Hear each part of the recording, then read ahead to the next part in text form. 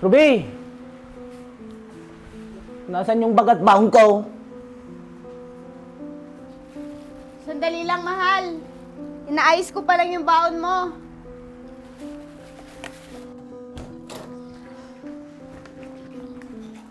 Nay! Nasaan po yung sapatos at medyas ko?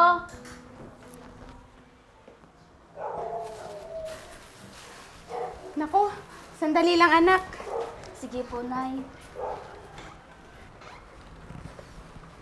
Heto na, anak. Pinunasan ko kasi yan kagabi. Ruby, nasaan yung bag ko? Saglit lang, kukunin ko. Niligpit ko kasi kagabi.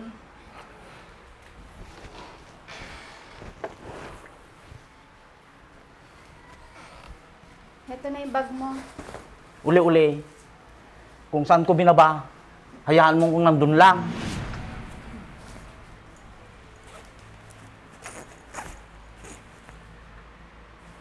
Nasaan yung extra kong damit dito? Ay, inalis ko. Akala ko kasi madumi na yung mga yun. Ano ba yan? Ilalabas ko kung madumi na. Asan na? Teka, ikukuha na lang kita ng iba sa cabinet. Wag na. Mahuli na ako. Nay, nasan yung mga libro ko dito? Ha? Yung bang mga libro mo, anak? Opo, may mga papel po doon. Mga assignment ko po. Ha? Nilamukos ko yung mga yun. Akala ko kasi kalat. Nay naman, pinagpuyatan ko po yung kagabi. Tapos, Magtanong ka muna kasi. Bago mo itapon ang nakikita mo, yan tuloy. paano na ngayon yan, Nay? 3 subject pa naman yun. Pasensya na, anak. Hindi kasi alam ni nanay.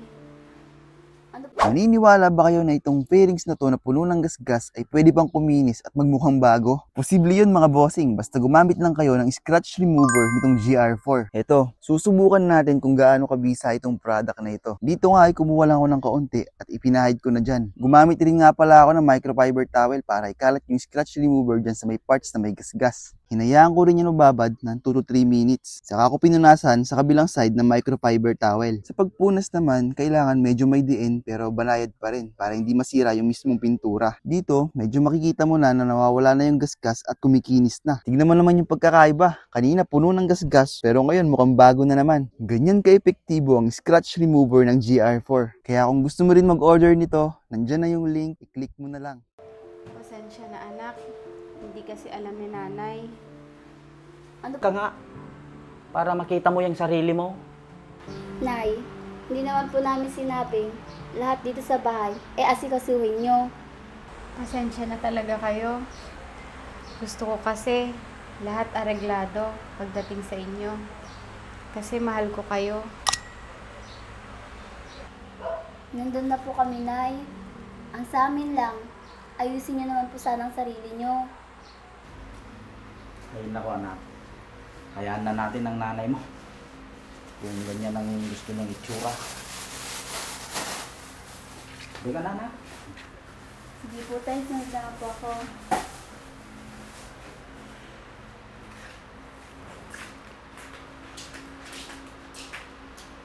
Dati-dati, hindi sila umaalis na hindi ako nahalikan. Pero ngayon,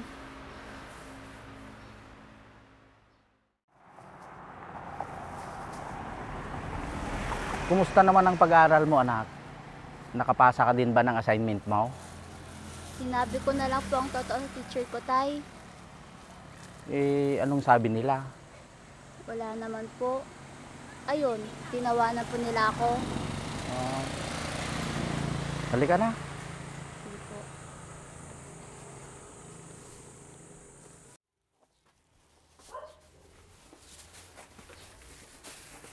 mabuti naman at dumating na kayo.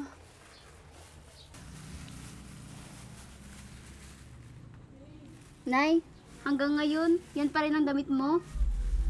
Hindi ka pa nakaligo? Mula kaninang umaga? Kahapon pa yung damit mong yan ah.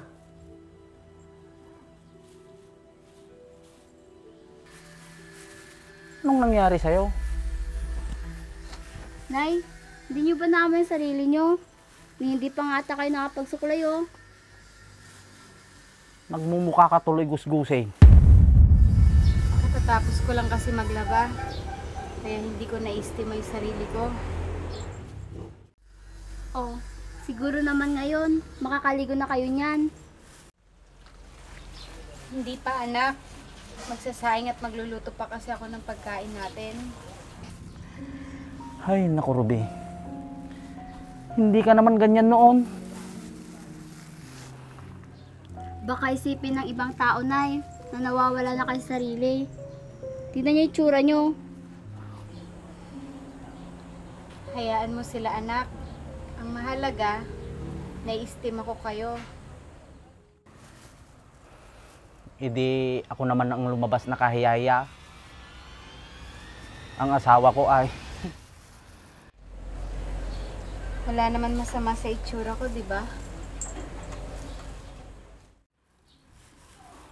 sa'yo wala. Pero sa ibang tao mayroon. Alam niyo, Nay, napakatanda ng itsura niyo ngayon. Hindi tulad noon. Eh kasi nga, meron na kayo ng tatay mo sa buhay ko. Hoy Ruby, huwag mo kaming sisihin sa itsura mong yan ah.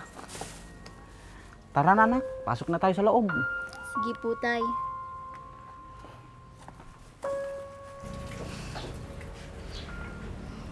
Kahit magmukha akong gusgusin, ang mahalaga, nakita kayong malinis na mga tao.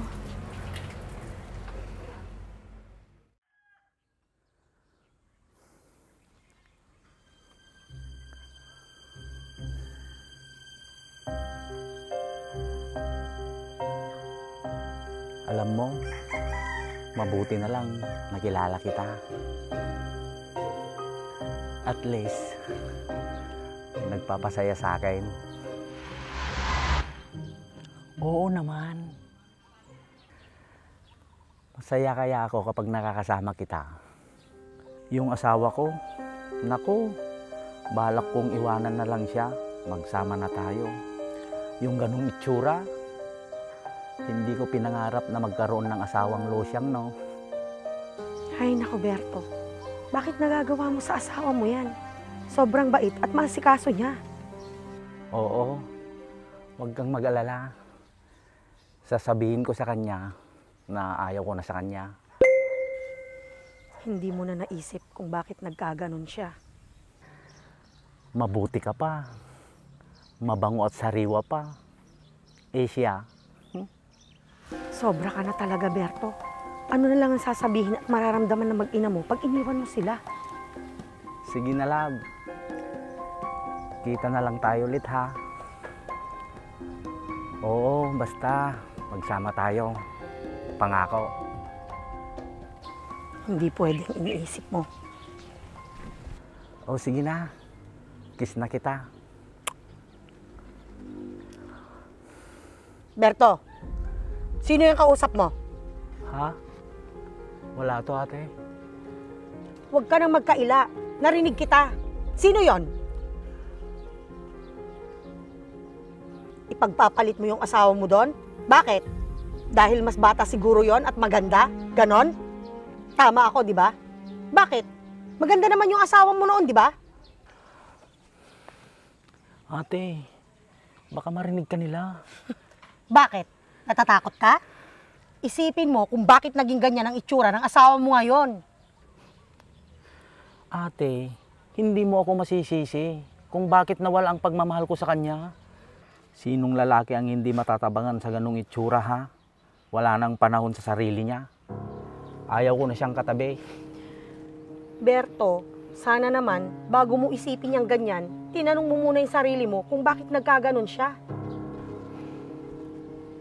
Wala akong kasalanan dyan ate. Dahil kasalanan niya, pabaya siya sa sarili niya. Bakit? Sinabi ko bang magpakalosyang siya? Dahil sa aming mag-ama? Oo nga naman, hindi mo kasalanan. Pero hindi rin niya kasalanan na mahalin niya kayo ng sobra bago ang sarili niya. Pasensya ka na, Ruby. hindi na talaga kita mahal.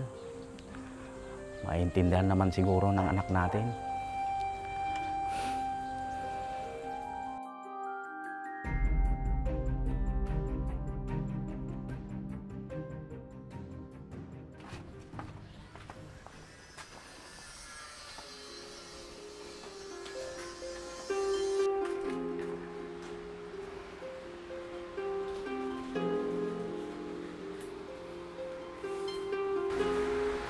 Ruby, pwede ba tayong mag-usap? Oo naman, mahal. Ano ba yun?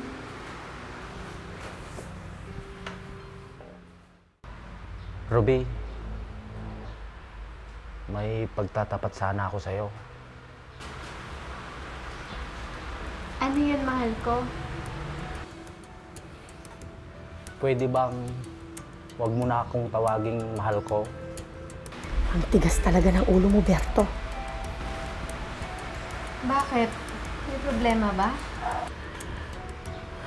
Ano kasi? Hindi na kita mahal. Bakit, Berto? May nagawa ba akong mali? Wala. Wala kang nagawang kasalanan sa akin. Kahit kailan. Kung ganon, bakit hindi mo na ako mahal?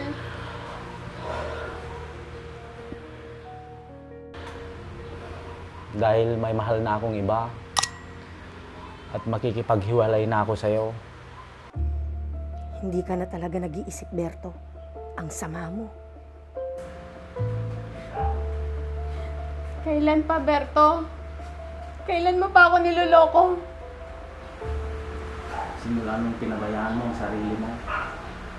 Walang lalaking gustong magkaasawa ng losyang nang walang panahon sa sarili. Tignan mo ang itsura ko. Sa itsura mo. Sa tingin mo, bagay pa ba tayo?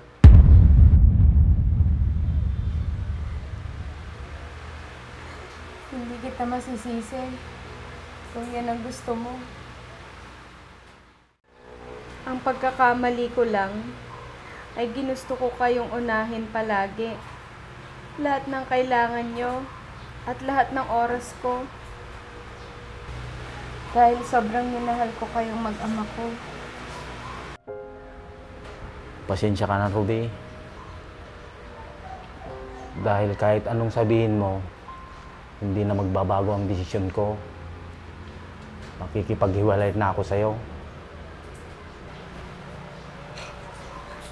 Hahayaan kita. Pero may gusto lang sana akong hilingin bago tayo maghiwalay. Hiling? Ano kaya yun? Ano yun, Ruby? Di ba malapit na yung dibo ng anak natin? Oo. Bakit? Pwede bang tapusin natin magkasama yon bago tayo maghiwalay? Oo, payag ako. Pero pagkatapos nun, wala na tayong koneksyon. Kahit nasasaktan ka na, pinili mo pa rin maging mabuting tatay ang kapatid ko sa anak niyo. Salamat, Berto. Kasi inayagan mo yung hiling ko.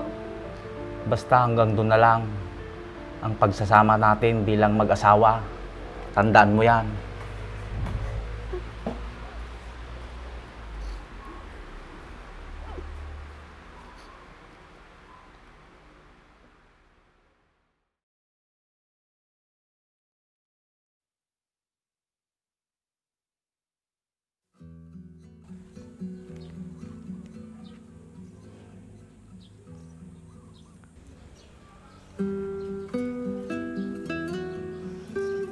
Kawawa naman ang mag-inang ito kung tuluyan silang iiwanan ng kapatid ko.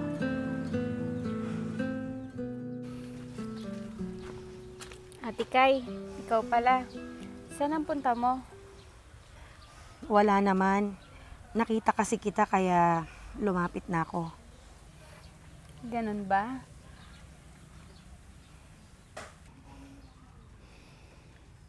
Mga tingin at mga ngiting yan, alam ko may iniisip ka.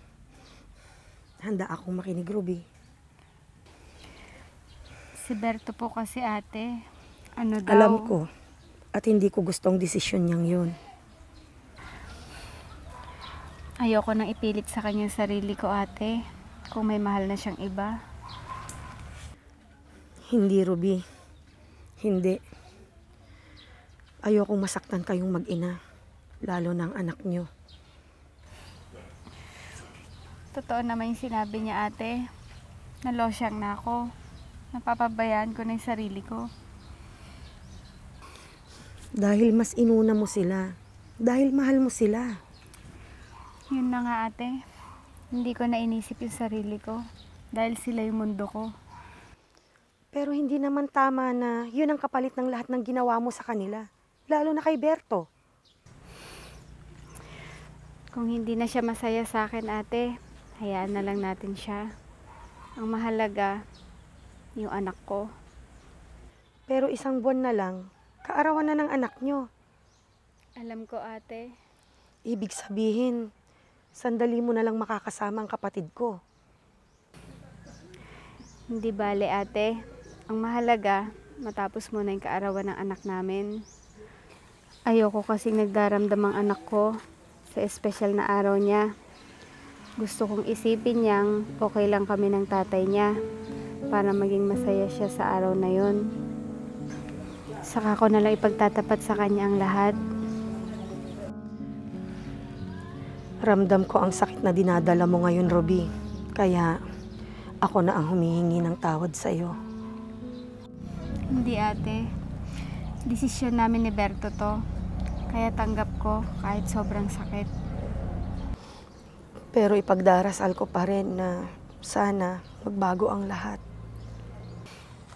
Maraming salamat ate. Pero imposible na po kasi may iba na siya. Hindi, Ruby. Ayokong mangyari ang sinasabi nyo. Diyos nang bahala sa amin ate. Kung ano man yung plano niya sa pamilya namin. Mahal kayo ng Diyos, Ruby. Alam ko, magbabago ang lahat. Maniwala ka. Sana nga ate.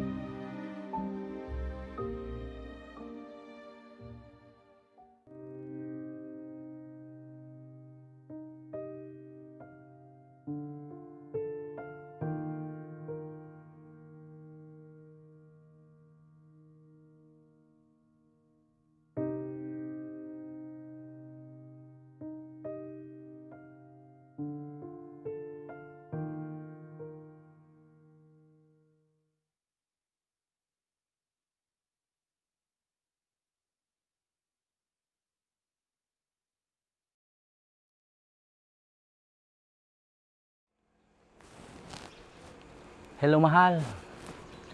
Pagkabihis ko, pupuntahan na agad kita. O, sige na.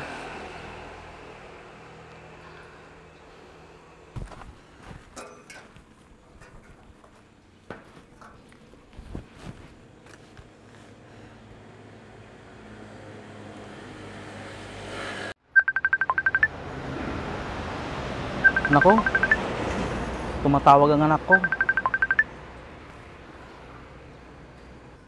Tay, bakit sino kausap mo? Bakit ang tagal mo sagutin?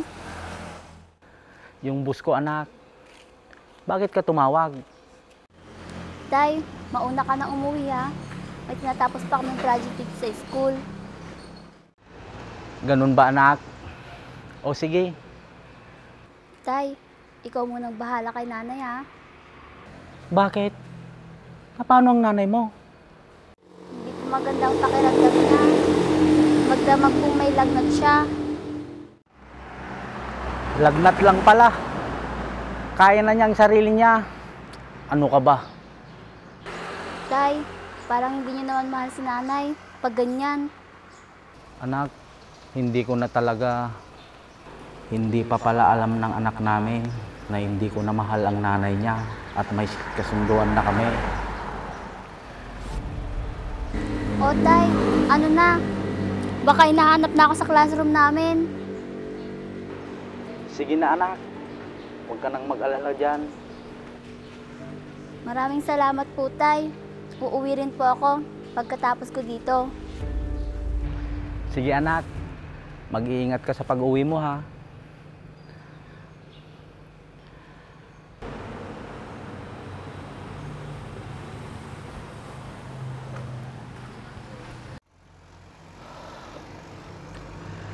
Paano yan?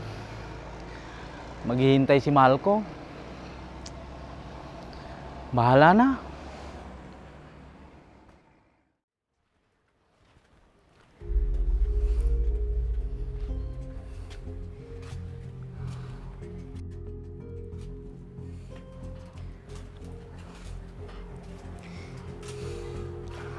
Hindi pa nawawala yung lagnat ko. Nahihilo pa ako.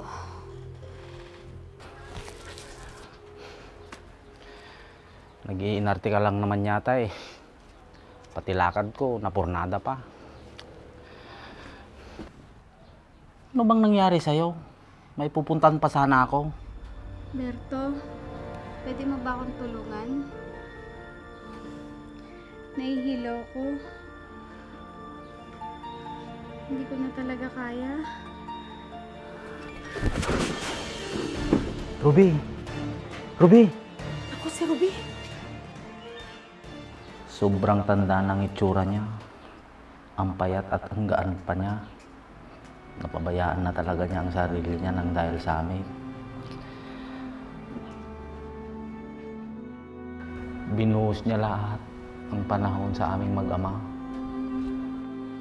Tapos, ganito pa ang gaganti ko sa kanya. Napakasama ko palang asawa.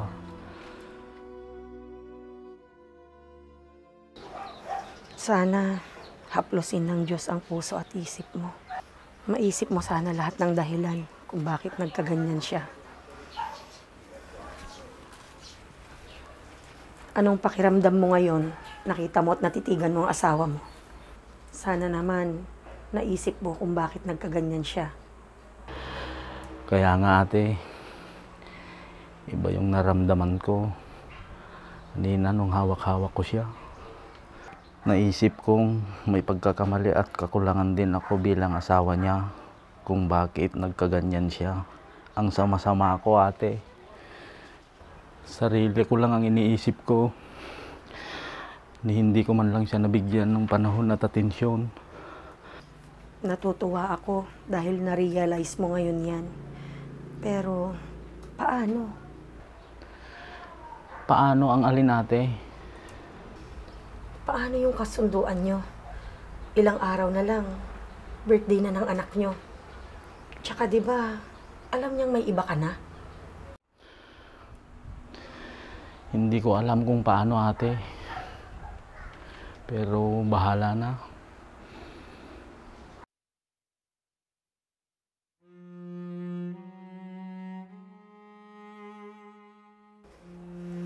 Napakabait at napakabuti ng asawa mo, Berto.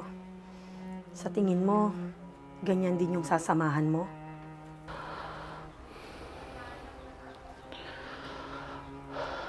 Ewan ko, ate. Kaya kung ako sa'yo, mag-isip ka na habang may panahon ka pa. Palaging nasa huli ang pagsisisi.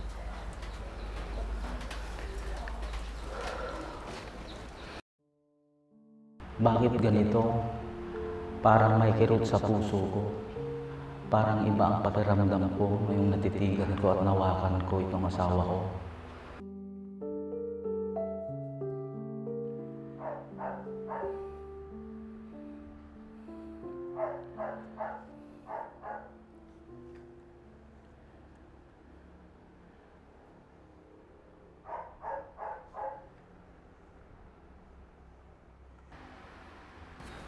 Maraming taon na tayong magkasama.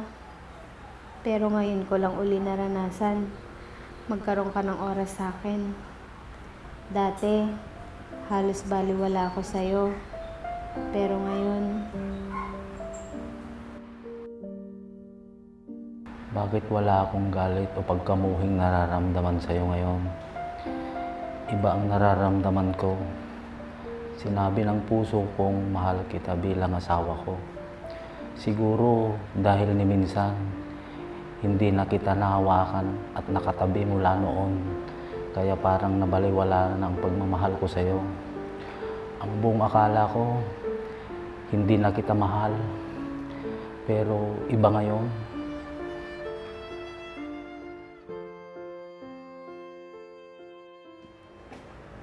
Wow, ang sweet naman ni tatay kay nanay. Tay, kamusta na po si nanay? Muntik na siyang natumba kanina, anak.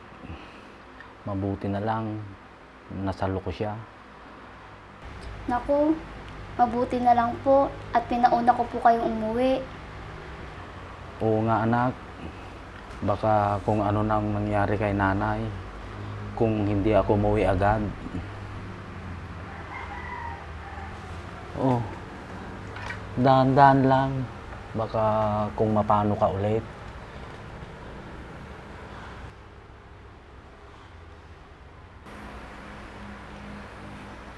maraming salamat ulit, Berto. Baka kung wala ka kanina, tuluyan akong bumagsak. Saglit lang. Hindi pa pala ako nakakapagluto.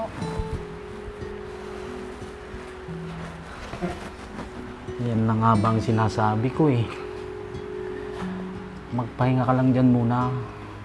Ako nang magsasaing. Abi, ikaw nang bahala sa nanay mo ha. Sige po, tay.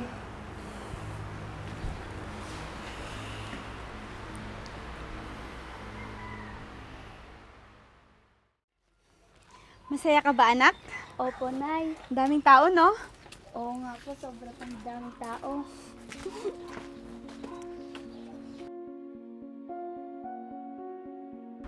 Ang ganda pa rin pala ng asawa ko pag naayusan. Kinulang lang talaga ako ng panahon at pag-asikaso sa kanya. Hinayaan kong mawala ang oras para sa sarili niya nang dahil sa amin. Pero hindi na ngayon. Babawi ako sa iyo, mahal ko. Uy, si tatay, nakatingin kay nanay. Roberto, akala ko ba nakaalis ka na? Diba tapos na yung kaarawan ng anak natin kahapon? Si tatay, aalis? Bakit saan siya pupunta, nay?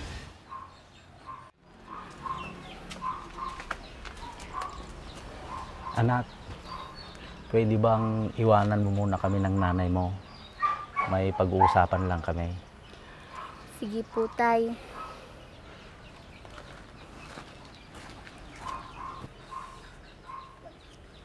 Huwag ka mag-alala, Berto. Marunong ako tumupad sa usapan natin. Ruby, paano kung sabihin kong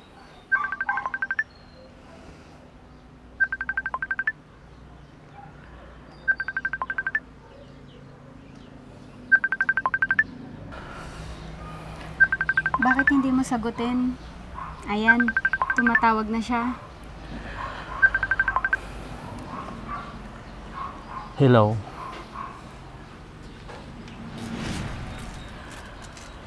Pasensya ka na. Nabigla lang ako sa desisyon ko. Hindi na ako sasama sa'yo. Mahal ko ang asawa ko. Berto, bakit? Tama ka nang narinig, Ruby. Mahal kita. Akala ko lang na hindi na kita mahal. Pero mali pala ako. Napagtanto ko nung araw na nahawakan at natitigan kita. Na mahal pa rin kita. Nawalan lang ako ng panahon sa'yo. Pasensya ka na sa mga nasabi ko. Sa naging desisyon ko. Patawad, mahal ko. Hindi mo alam kung gaano ako kasaya ngayon, mahal ko. Pangako, mula ngayon, paglalaanan na kita ng oras palagi para hindi mo na mapabayaan ang sarili mo. Salamat, mahal, at nagbago ang desisyon mo. Tama si ate, nasa akin ang mali at kulang, wala sa asawa ko. Salamat dahil nagbago yung maling desisyon ko at pinagsisisihan ko yung maling desisyon na yun.